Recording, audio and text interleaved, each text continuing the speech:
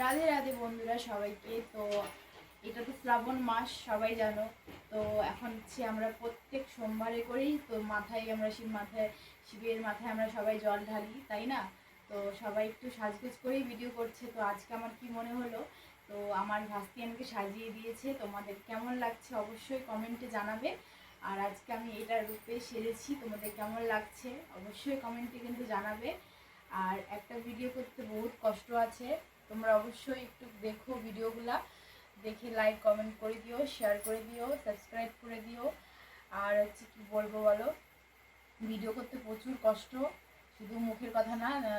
দেখতে সবাই মানে দেখো ঠিকই, মনে হয় কোনো ব্যাপারই না, কিন্তু যে করে সেই বোঝে, ঠিক আছে?